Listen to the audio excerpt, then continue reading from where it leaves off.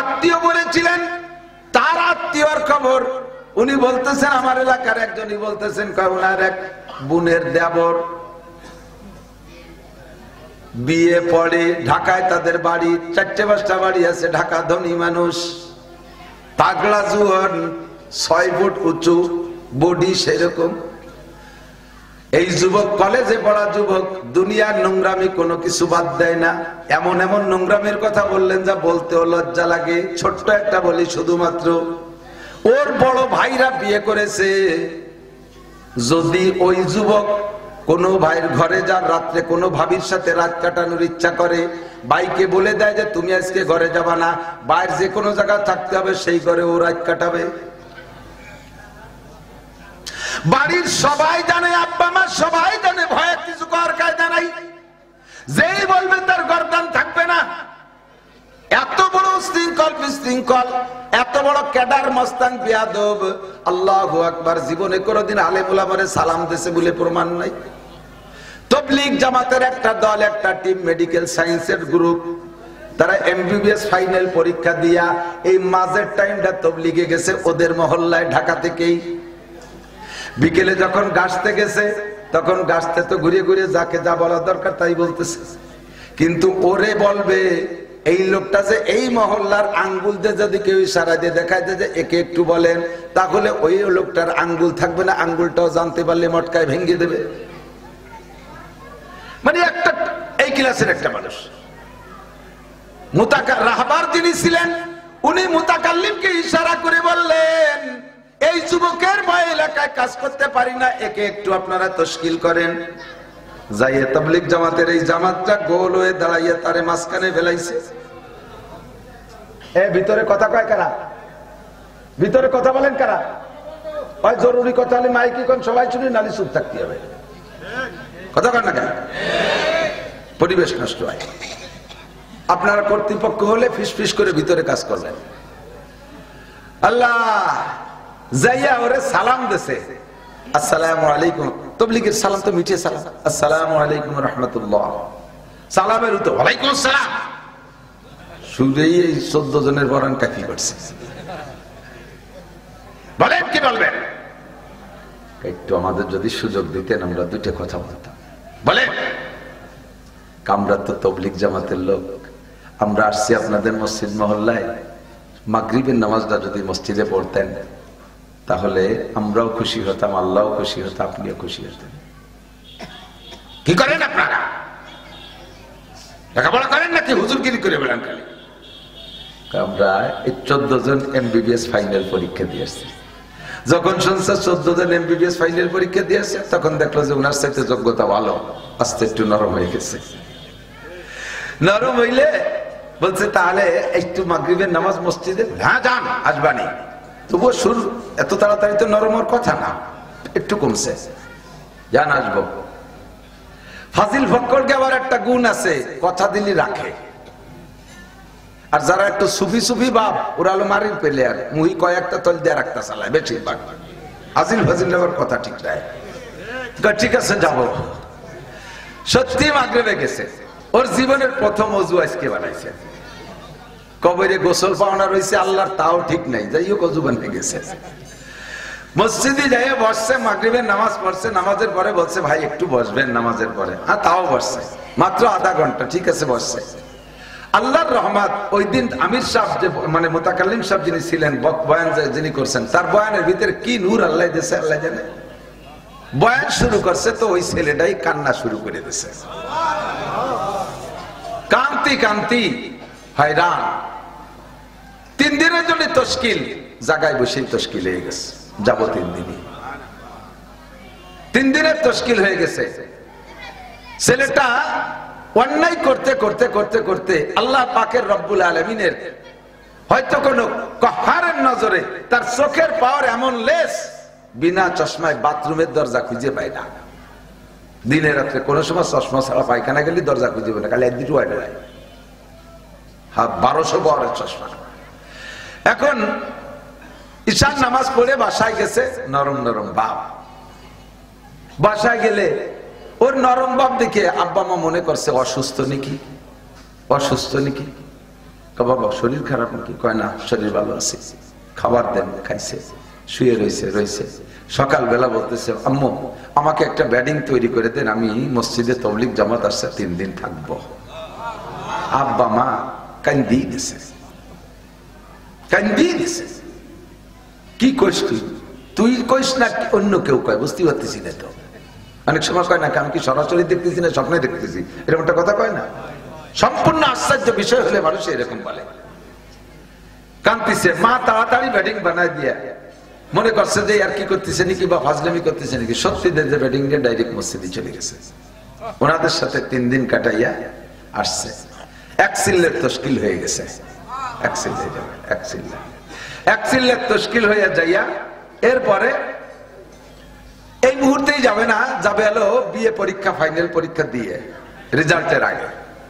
সত্যি ফাইনাল পরীক্ষা দিয়ে ব্যাটিং নিয়ে ডাইরেক্ট কাকরাইল চলে গেছে। কাকরাইল যাইয়া তশকিলে এক সিল্লার নামে যেদিকে রোগ দেশে সেই দিক চলে গেছে। এক সিল্লা শেষ কইরা বাড়ি ফোন দিয়েছে, আম্মু আব্বু টাকা পাঠাই দেন, আমি 3 চিল্লা না দিয়ে যাব না। গর্ত সঙ্গে খারাও মরবুদি, গর্ত সঙ্গে খারাও মরবুদি, চোবা সাহেব দিল রসি গৌহর ছবি, কামলে গর খাকে গিরদ জরশাদ, কামলে গর খাকে গিরদ জরশাদ, नाक सर जर बुर्द खाक स्तर शवाद, उसे कारे बहरे गौहर आवरत, अज़िया सोए बरसर आवरत, एक चश्मे ज़दन काफिल ज़ा शाह नबाशी, शायद के नेगा कुनदा गाह नबाशी, मैं यहदिल्लाहु फहुवल मुहतद, और मैं युद्लिल फलन तजिद लहु वलिया मुर्शिदा। ए आमार प्राण प्रिय बंधु जुबकरा, आमार সোনামণিরা, একটু লক্ষ্য করো পাখি, আল্লাহ তাআলা যদি তোমারে কবুল করে, সম্মান কোথায় নিয়ে যায় তুমি একটু অপেক্ষা করো। এই যুবক 3 চিল্লায় চলে গেছে, যাইয়ে তবলিগের সময় লাগাইছে, দাড়ি রাইখে ফেলাইছে, আর প্যান্ট শার্ট সবই বাদ দিয়ে দিয়েছে, তবলিগে তাইকে জামা জুব্বা পাগড়ি তৈরি করে ফেলাইছে। এবার সে কোরআন শরীফ শিক্ষা করা শুরু করেছে। 3 চিল্লে শেষ হইতে হইতে কোরআন শরীফ পড়া শিখে ফেলাইছে। আল্লাহু আকবার। এরপরে বাড়ি আইসা পকেট কোরআন শরীফ, এই যে ছোট্ট ডায়েরির মতো ছোট পকেট কোরআন শরীফ, এইটা জুজদানে পরে বেশিরভাগ টাইম পকেটে গলায় ঝুলিয়ে রাখে। যেই ছেলেটা বিনা চশমায় বাথরুমের দরজা খুঁজে পাইতো না, সেই ছেলেটা এখন বিনা চশমায় ওই ছোট্ট ছোট্ট হরফের কোরআন শরীফ দেখা পড়ে।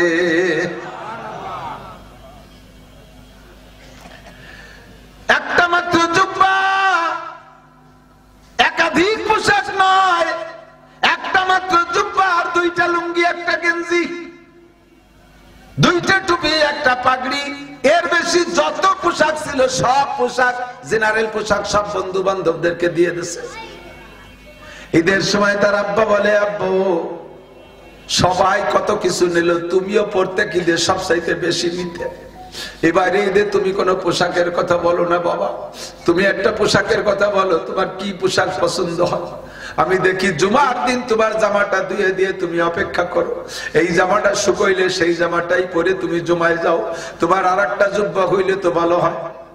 তুমি বলো আব্বা আর একটা জুব্বা বানাই দেই, কমপক্ষে ঈদ উপলক্ষে একটা জুব্বা বানাই দেই। ছেলেটা কান্দে আর কয়, আব্বু আমার যখন একটা জুব্বায় যথেষ্ট হয়, তাহলে দ্বিতীয় জুব্বাটা বানাইলে এটা অতিরঞ্জন হবে, এটা বেহুদা খরচ হবে। আল্লাহ কয়, ইন্নাল মুবাদদিরিনা কানু ইখওয়ানাশ শায়াতিন, বেহুদা খরচকারী শয়তানের ভাই। আমার যেহেতু একটা জুব্বায় চলতেছে, কাজেই আমি আরেকটা জুব্বা বানাবো না। আব্বাই কান্দে, মা কান্দে, কয় বাবা এই ঈদের সময় তোর জ্বালায় বিরক্ত হয়ে যাইতাম, বাড়ির সবাই মিলে যা টাকা খরচ হইতো, একা তোরে তার চাইতে বেশি দেয়া লাগতো, আজকে তুই ঈদের সময় একটা জুব্বা কেন নিবি না? আব্বাই বলেছে খায় নাই, মা এসে বলছে মানে নাই। মা আব্বারে দুইজনে সুন্দর করে বুঝাই দিছে। মা তো পাগল হয়ে গেছে, বাবা তুই যদি একটা নতুন জুব্বা না নিস তাহলে আমরা ঈদের পোশাকই পরবো না। মাকে ডেকে বলছে, মা তোমার কথাও শুনবো, আব্বুর কথাও শুনবো, যদি তোমরা আমার কথা শোনো, যদি তোমরা আমার কথা শোনো তাহলে তোমাদের কথা শুনবো। বল তোর কথা কি?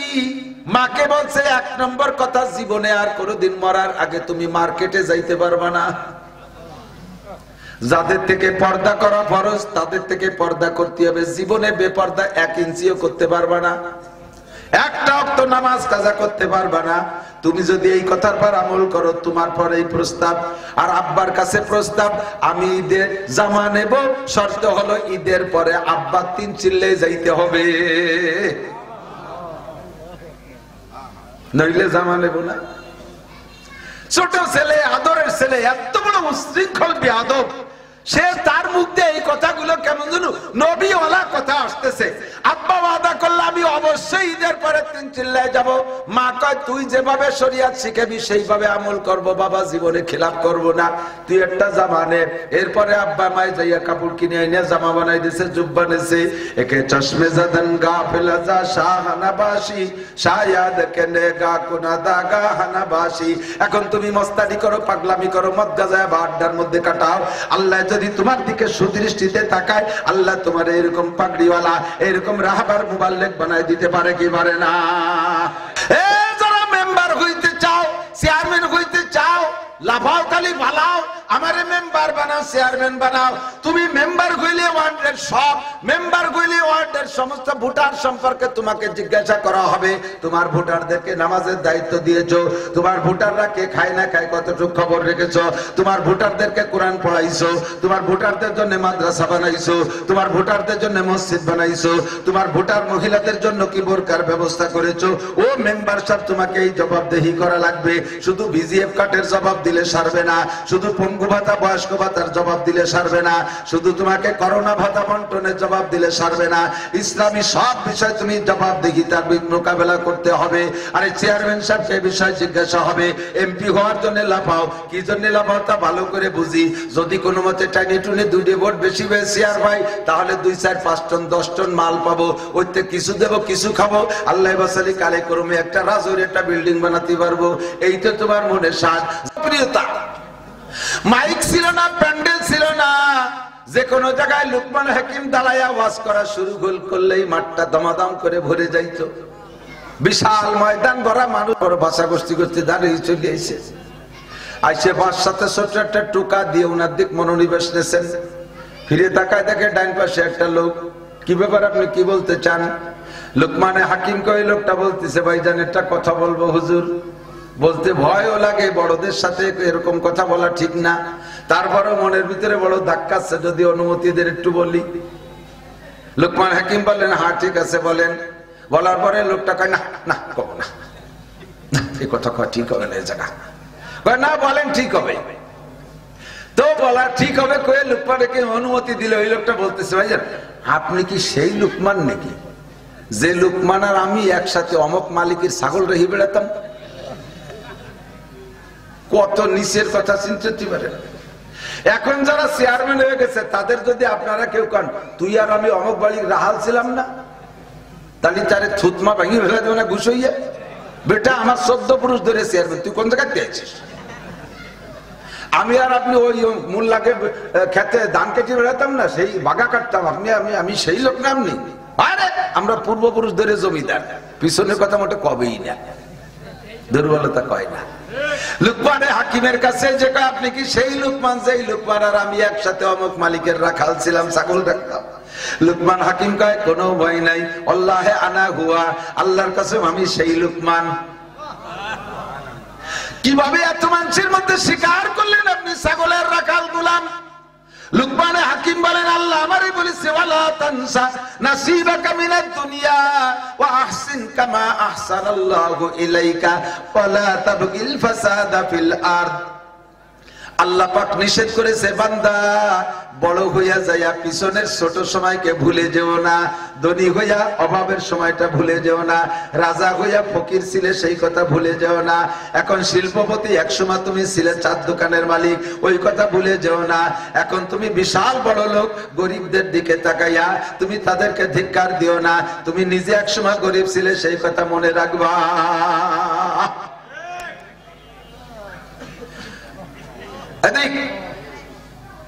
একসময় আপনি পরের জমিতে কামলা দিতেন, এরকম একটা দিন গেছে না? আর এখন ধামাধাম করে 3টে ছেলে ইটালি, ফ্রান্স, অস্ট্রেলিয়া চলে গেছে, আপনি ধনী হয়ে গেছেন। আগে নাম ছিল পাইসু, পাইছো কামলা। যখন 3 ছেলে বড় লোক হয়ে গেছে, পয়সা পাঠাইছে, চাচার নামও পাল্টে গেছে পাচন শেখ। পাইছো কি হয়েছে? পাচন শেখ। আগে কত সাইমুও কামলা, সাইমুও কামলা। ছেলেরা যখন পয়সা পাঠাইছে, বড় লোক হয়ে গেছে, রাজের বিল্ডিং করছে, এখন হচ্ছে শামসুল হক। শামু এখন কি হয়েছে? শামসুল হক। তুমি শামসুল হক হইছো, শুকর আদায় করো। তুমি যে সময় শামু ছিলে, সেই সময় সাইজের মানুষ এখনো আছে, তাদেরকে দেখে ধিক্কার দিয়ে তাড়াই দিও না, তাদেরকে মাটিতে পাটিতে বসতে দিয়ে তুমি চেয়ারে বইছো না, তুমিও তোমার সমকুটি বানায় তাদেরকে বসার ব্যবস্থা করে দাও। লোকমান হাকিম কয় আমি সেই লোকমানি, আমি ছাগলের রাখাল। লোকটা কয় তাহলে ওই ছাগলের রাখালির থেকে উঠে আইসা আপনি মানুষের রাখাল হইলেন কিভাবে? এখন তো মানুষের রাখাল, এখন মানুষের রাখাল হইলেন কিভাবে? লোকমান হাকিম বললেন, আল্লাহ পাক রব্বুল আলামিন আমাকে যে হিকমত আর প্রজ্ঞা দিয়েছে, তার ভিতরে থেকে আমি কয়েকটা জিনিসকে খুব লক্ষ্য করে চলি। আমি কয়েকটা অঙ্গকে খুব পাহারা দেই। এই কয়েকটা অঙ্গরে যারা পাহারাদারি করবে, তারাও ওই রকম ছাগলের রাখালির থেকে মানুষের রাখাল হতে পারবে, গরুর রাখালের থেকে মানুষের রাখাল হইতে পারবে, গাধার রাখাল থেকে মানুষের রাখাল হইতে পারবে, আরে কামলা দেওয়ার থেকে নিয়ে জমির মালিক হইতে পারবে, ভুটানের থেকে রাজা হইতে পারবে। এই খেয়াল করেন, ভুটানের থেকে রাজা হইতে পারবে, প্রজা থেকে রাজা হইতে পারবে, ভোটারের থেকে নেতা হইতে পারবে। এরকম ক্লাসে আল্লাহ পাক তাদেরকে প্রমোশন দিয়ে দেবে মাত্র কয়েকটা অঙ্গরে কন্ট্রোল করলে। 1 নম্বরে চক্ষুরে কন্ট্রোল করো, চোখরে তুমি কন্ট্রোল করো। চোখ তোমার সমস্ত আকামের রাহবার, সব আকামের রাহবার কেডা? পরের কাছে ভালো একটা পেঁপে দেখছে, এটা কি হাতে দেখছে না চোখে দেখছে? তো জিভে দেখছে না চোখে দেখছে? বিকেল বেলা ঘুরতে ঘুরতে দেখে বড় কেজি 1.5 কেজি পেঁপে পাইকে লাল হয়ে গেছে, চোখে দেখছে ভালো লাগছে, রাত্রি যে চুরিয়ে নিয়েছে। তাহলে এই রাহাবারি করছে কে? পরের মেয়েটাকে রাস্তায় চলার পথে চেহারা ভালো লাগছে, চোখে দেখছো, চোখে তোমার রাহাবারি করে নফসেরে পাম দিছে, নফসেরে পাম দিয়ে চোখে রাহাবারি করে সেই মেয়েটারে অপহরণ করাইছে। পরে যে বিপদে পড়ছো, পিঠের চামড়া থাকতেছে না, সব আকামের গুরু হলো চোখ। ঠিক না? টেলিভিশন দেখো চোখে, ফেসবুক দেখো চোখে, ইউটিউব দেখো চোখে, দুনিয়ার পরের সম্পদ দেখো চোখে, যাদিকে তোমার লোভ হয়। এরপরে নফসরে কন্ট্রোল করতে পারো না, যাই অন্যায় করে বসো, মায়ের পিঠ খাও, জেলাজত কাটো, দুনিয়ার বিপদের সম্মুখীন হও। সবকিছু রাহবার তোমার চোখ। এই চোখটারে কন্ট্রোল করো। নারীদের দেখার সময় কুল্লিল মুমিনিন ইয়াগুদ্দু মিন আবসারিহিম, হে নবী তুমি মুমিনদেরকে বলে দাও তারা যেন পর নারী চোখের সামনে আসলে চক্ষুরে কন্ট্রোল করে, পরের ভালো জিনিস দেখে যেন তারা লোভ না করে। এই চোখটারে কন্ট্রোল করো। অকুল্লিল মুমিনাত ইয়াগুদ্দুনা মিন আবসারিহিন্না, নারীদেরকে বলে দাও পরপুরুষ সামনে আসলে যেন চক্ষুরে কন্ট্রোল করে। এই চোখে যদি তুমি হেফাজত করতে পারো, আল্লাহু আকবার। জিকরে চশমাস খুব হক বুগরিস্তান, আরে জিকির চোখেরও জিকির আছে, চোখের জিকির শুনে নাও। জিকরে চশমাস খুব হক বুগরিস্তান, বাজে দর আয়াতে ও নগরিস্তান। চোখের জিকির হলো গভীর রাতে উইটা, তাতাজাফা জুনুবুহু আনিল মাদাজি ইয়াদউনা রাব্বাহুম খাওফান ওয়া তামআ। গভীর রাতে উইটা বিছানা থেকে উঠে যায়, তাহাজ্জুদ পড়ে মালিকের কাছে চোখের পানি ফেলায় ফেলায় কাঁদবা। চোখের থেকে যত পানি বের হবে, চোখের তত জিকির আদায় হবে, চোখের তত হক আদায় হবে। গভীর রাতে উঠে কাঁদবা, মুনাজাতে বইসা কেঁদে দিবা, রব্বানা ইন্না যালামনা গুতওয়া ইয়া কিয়ামত যুলমাত গমগশতেরা মারকাবা তওবা আজায়েব মারকাবাস বরফালাক্তা জাদাবা একল হজাফাস। আরে চুবার আরামদাস পশিমানি আনিন আরশেলর জাদাস আনিনুল মুজনিবিন। বান্দা যখন তওবা করে চোখের পানি ফেলায় কাঁদে, আল্লাহু আকবার। রব্বুল আলামিনের আরশের 8টা খুঁটি আছে, এই খুঁটি ধরে রাখে, উঁচু করে রাখে 8 জন ফেরেশতা। ওই ফেরেশতাদের হাতের ভিতরে 8টা খুঁটি থরথর করে কাঁপতে থাকে, থরথর করে কাঁপতে থাকে। ফেরেশতারা বলে, আল্লাহ আমাদের হাতের মধ্যে খুঁটি তো খুব কাঁপতেছে, আরশ তো ছুটে যাবে, আল্লাহ আরশ তো ছুটে যাবে, খুঁটি কেন কাঁপে, খুঁটি কেন কাঁপে? আল্লাহ কায় জমিনের উপরে আমার এক বান্দা, আরে মদ খায়, গাঁজা খায়, ইয়াবা খায়, ফেনসিডিল খায়, হিরোইন খায়, জিনা করে, ব্যভিচার করে, অন্যায় করে। ওই বান্দাটা আজকে রাত্রে আইসা তওবা করে কাঁদতেছে, ওর চোখের পানির কারণে তোমাদের হাতের খুঁটি কাঁপতেছে। আল্লাহ এই খুঁটির কম্পন থামবে কিসে?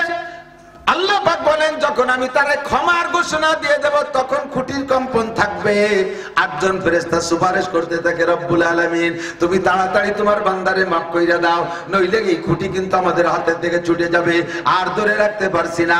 8 জন ফেরেশতার সুপারিশে আল্লাহ পাক ওই সময়, ও আমার প্রাণপ্রিয় যুবক 16, 18, 20, 22, 25, 30 বছরের যুবকরা আকাম কুকাম যা করেছো, চোখের পানি ফেলায় কাঁদলে আল্লাহ পাক ওই ফেরেশতাদের সুপারিশে ওই সময় তোমার জীবনের সব গুনাহ ক্ষমা কইরা দেয়।